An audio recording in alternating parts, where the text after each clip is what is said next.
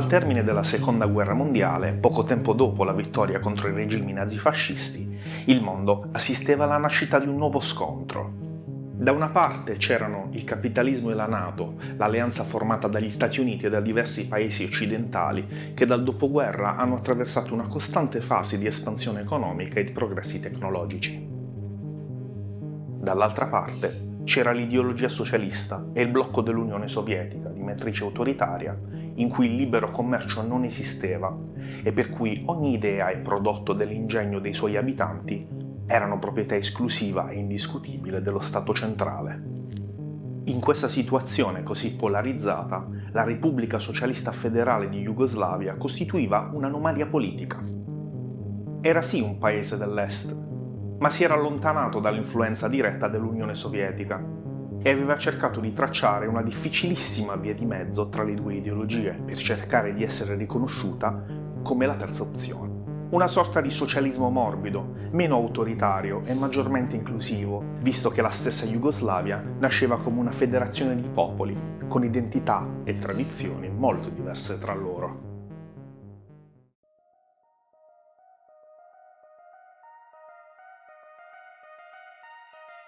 In gran parte del mondo, lo sviluppo industriale del dopoguerra richiese la progettazione e la produzione di potenti macchinari di calcolo per poter monitorare in tempo reale le merci che venivano prodotte e scambiate.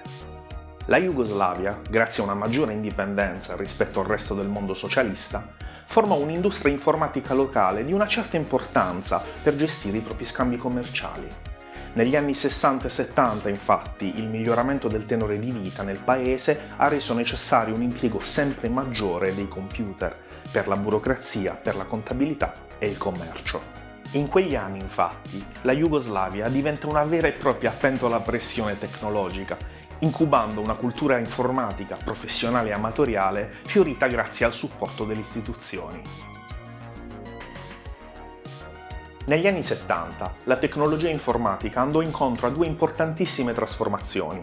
La prima fu l'introduzione dei microprocessori, che concentravano le funzioni di elaborazione più importanti di un computer in uno spazio di pochi centimetri, rendendoli incredibilmente più piccoli dei precedenti sistemi a valvole, che erano grandi come degli armadi o addirittura come intere stanze.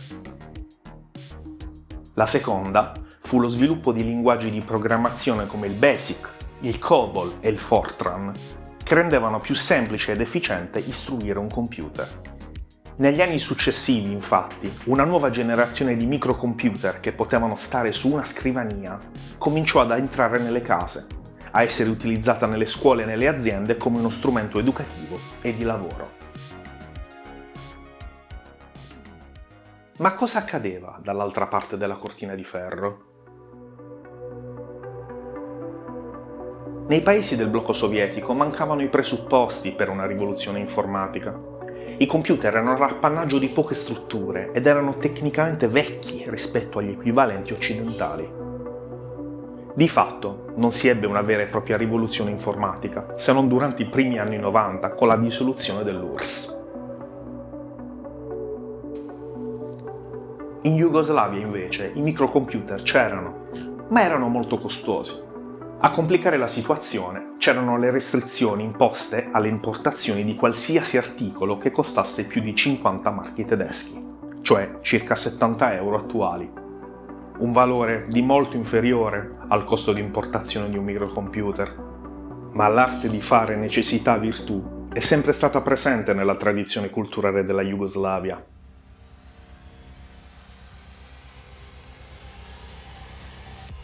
All'inizio degli anni '80, Vojan Tonić, un ragazzo appassionato di elettronica digitale, dato che non poteva ottenere né importare un computer, decise di metterne a punto uno creato da lui, un computer fai da te che fosse gestito interamente da un microprocessore, in modo da ridurne il costo complessivo e da facilitarne il design. Nello stesso periodo, Dejan Ristanović, un giornalista, programmatore di computer e prodigio del cubo di Rubik, scrisse un articolo di introduzione all'informatica per una popolare rivista di arte e scienza jugoslava, chiamata Galaxia. Questo articolo fu accolto in maniera così favorevole che dopo la pubblicazione il caporedattore della rivista ricevette un'enorme quantità di lettere da parte dei lettori affinché la rivista dedicasse un numero interamente al mondo dei computer. Nello stesso momento, Antonich stava cercando un posto dove pubblicare i diagrammi per il suo nuovo computer. E dopo aver preso contatti con Ristanovic, il progetto finalmente ha trovato casa sulla rivista Galaxia, nel numero speciale del 1984, Computer a casa tua. La struttura stessa del Galaxia rifletteva l'ambito sociale di hobbisti e appassionati ingegnosi in cui prosperava. Non c'erano due Galaxia uguali tra loro. I design personalizzati, infatti, riflettevano la sovrapposizione estetica di questi nuovi rivoluzionari informatici alle sottoculture che giravano attorno alla New Wave e alla fantascienza.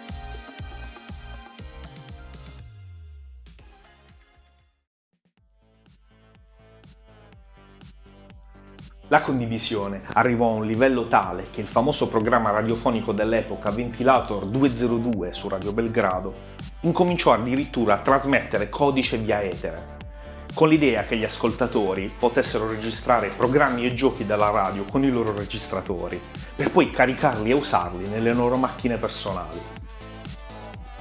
Nei mesi successivi, Ventilator 202 trasmise via radio centinaia di programmi per computer Galaxia, ZX Spectrum e Commodore 64. A un certo punto della trasmissione, lo speaker segnalava ai suoi ascoltatori di preparare la loro attrezzatura, prendere una cassetta e registrare. Gli stessi ascoltatori di Radio Belgrado hanno iniziato a scrivere i programmi apposta per spedirli alla stazione e farli trasmettere.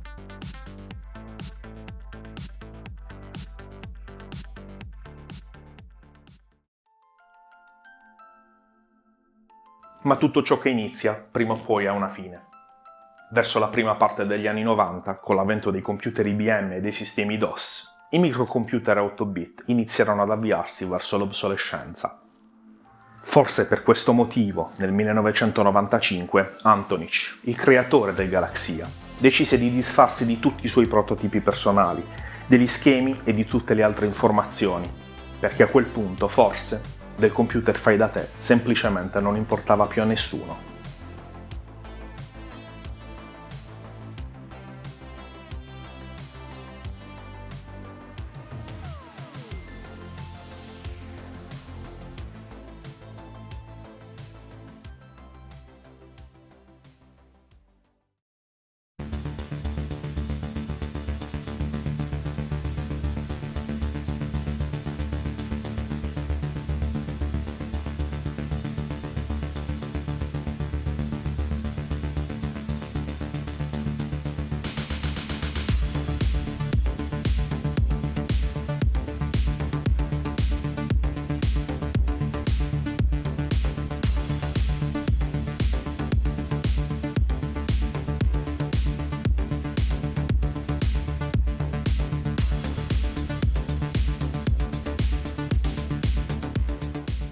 Ciò che abbiamo fatto è stato rintracciare all'interno di alcune riviste dell'epoca in lingua serba gli stessi schemi elettrici che furono pubblicati. Questi schemi in bassa risoluzione sono stati poi oggetto di una elaborazione grafica molto lunga e complessa per fare in modo che fossero riprodotte correttamente tutte le piste e tutti i contatti della scheda in alta risoluzione. In questo modo siamo riusciti a realizzare un prototipo funzionante che fosse idoneo poi a fungere da base per realizzare più copie della scheda del computer.